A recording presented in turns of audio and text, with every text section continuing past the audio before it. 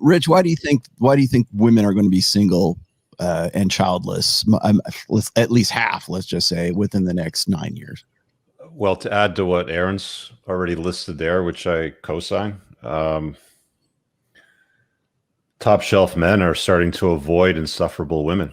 They're starting to realize that the juice ain't worth the squeeze. It's not worth exposing themselves and their wealth to huge amounts of risk, to hashtag boss girls that are, going to make their life difficult after they've been chasing excellence all day long. They come home and, get browbeaten, sort of thing.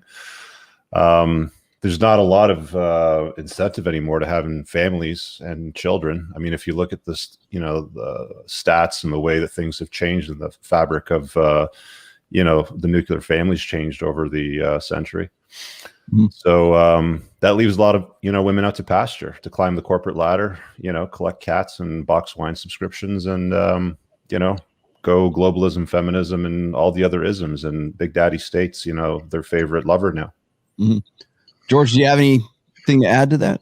Yeah, I mean, if you go through and do the math on what most women's expectations are, what their I don't want to say objectives, but I guess for lack of a better word, we'll say objectives in trying to find a long-term relationship or a husband. They'll list all of these things. Well, the guy's got to be straight. Okay. He's got to be between this age group. Ideally, he'd make this amount of money. He's got to be a leader of men. He's got to pursue excellence. He has to do all these things, and then you go through and say, okay, well, let's just assume that you live in a town of 1 million people. And then you go through and you say, okay, well, how many men are there in this 1 million people? Okay, there's 500,000. Well, how many fall into this age group? Okay, well, now maybe you've got 20,000. And how many of those guys are fit all these other categories? What it boils down to is like 5 or 6, and that's what all the gals want, because again, it goes back to hypergamy. When they're increasing their socioeconomic level, and the guys aren't doing it at the same pace, then there's going to be fewer and fewer and fewer options that fit their checklist of what they're looking for. Mm-hmm. And it is what it is. And it's, women can say that's right, wrong. Guys can get pissed off about it. But I think that the powerful message for guys and women is that if guys just go out and do what Rich talks about, it's if you just pursue excellence and you do not pursue women, you're going to have the best of both worlds. And the woman, whatever woman you choose to be a part of your life, is going to have a much, much, much better experience, and the relationship overall is going to be much better. Because at the end of the day, you guys know as well as I do that women, they can say whatever, but they want a guy that's not an asshole or not a prick or anything like that, but a guy that can really take charge, and someone that isn't afraid to make a decision, and someone that is decisive, someone that's a leader of men, and someone that has a high degree of competency and ambition. This is what really women respect in men. And I think that once, a lot of guys fall into the trap, they get married and they think that they don't have to worry about it anymore. Mm-hmm. Because it's till death do us part. So I don't have to go to the gym. I don't have to continue to grow my business. I don't have to continue to, achieve 100% of my God-given potential. And then once the gal sees that, mm-hmm. subconsciously, that's the biggest turnoff ever. And, you guys know where it goes from there. So my whole point with the layering over economics is just to point out that I think this trend will continue. And although JP Morgan might have been looking at it from standpoint of consumption, like consumer goods, mm-hmm. what are they going to consume more? I would look at it from a standpoint of demographics having a real population problem.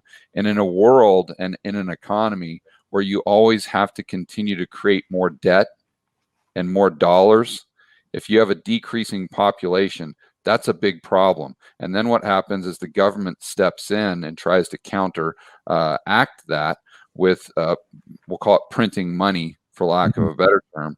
And then you have more money being created, but you have fewer goods and services. And at the end of the day, the wealth of the economy is a measurement of the goods and services it can produce efficiently. You know, I use the example all the time. If you were on a deserted island and you had $1 billion in a chest, you know, would you be rich or poor? You'd be poor because there's nothing to buy.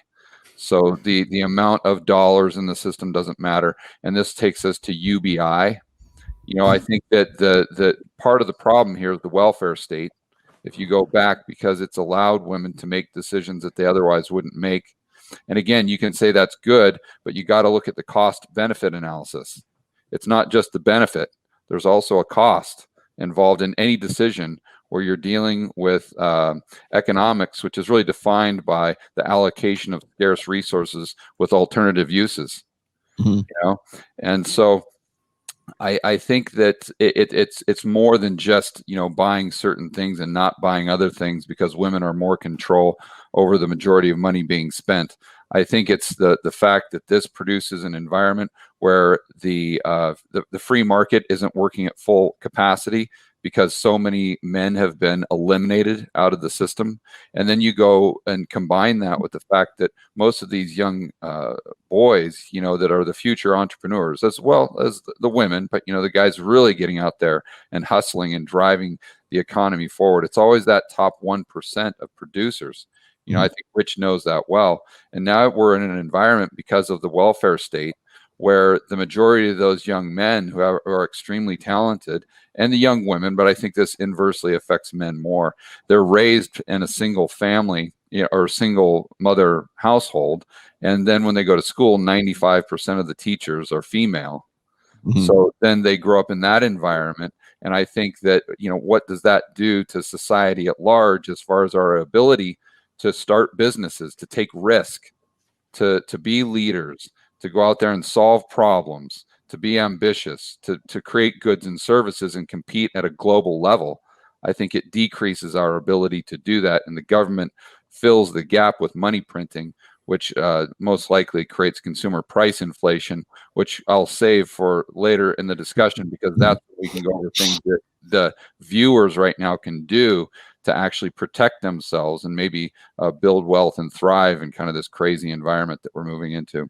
Yeah. Just to top up on what George was saying there, I just want to add this because, I mean, this is probably the first time in history ever where we essentially have a gigafactory that makes betas on such a large level. Yeah. Right?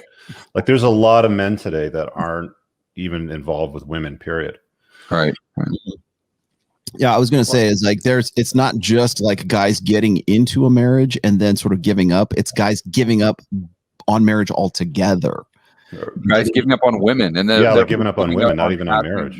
Yeah. And once the guy subconsciously gives up hope that they can pass on their DNA, that's a powder keg right there. Would you got? Can I destroy some hope?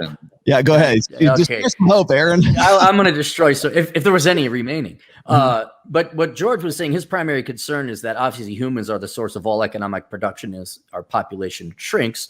It has bad tidings for the future economy. But to put some numbers on, this is why I put together. This is really just an actuarial study, and this is the best statistics I could come up with.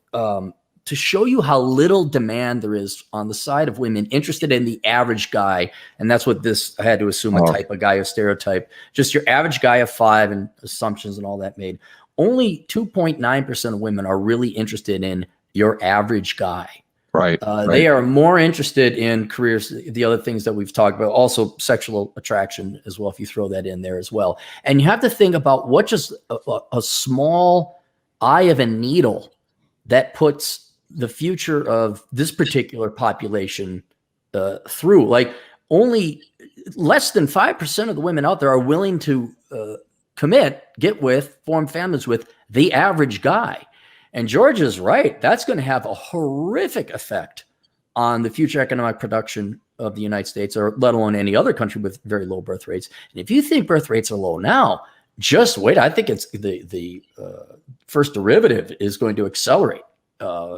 Marriage rates, procreation rates, fertility rates, and things like that. But it's already bad now for girls between 18 and 35. And going forward, I can't imagine it being much better. But there is very little demand for the average guy out there. And then I don't know, there's this, hang on, let me see. I got it here somewhere. And social media exacerbates that problem. Right, right. You guys talked about many times.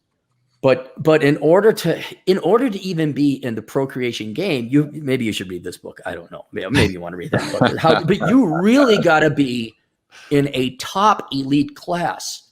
So yeah, this is definitely throwing a monkey into the reproductivity, a monkey wrench in the reproductivity machine, and by consequence, the economy in the future. Yeah. It's I mean, the solution, if you're able just to wave a magic wand, is for women's standards to lower, or for men to get that much better. And I don't see either of those happening right now, especially on an evolutionary scale. Women are not going to give that up. That's simply like women look for quality. They don't look for, like, men are looking for quantity. Women look for quality. Yeah. And so when that quality is paired with economic attractiveness, like, remember those was as far back as like 2018, 2019. I was doing shows with Pat Campbell back then. We were talking about the research findings, I guess, that showed that, women were not finding guys economically attractive, and that's actually one of the things that I've got on here is the fact that that the idea of, like, say, love or family formation or marriages, for however you want to pair this up, when women are making more money than men, that is something that is, like, on an evolutionary level, on an innate level, on an instinctual level, it's hard for women to accept that, regardless of, unless the guy has something that is really like a 10-inch personality and is really yoked and really, like, satisfies that kind of alpha seed side of hypergamy, there's going to be problems. So when women are in the workforce, and even if a couple starts out making exactly the same amount of money, if that woman gets a bonus, or she gets a raise, or she gets a promotion of some sorts, that is a precipitator of a divorce right there. And because women are looking for a guy who makes more money than them, who has higher value than them, and that higher value takes the form of a lot of different things. And primarily today, in a transactional nature, it's money, it's economics.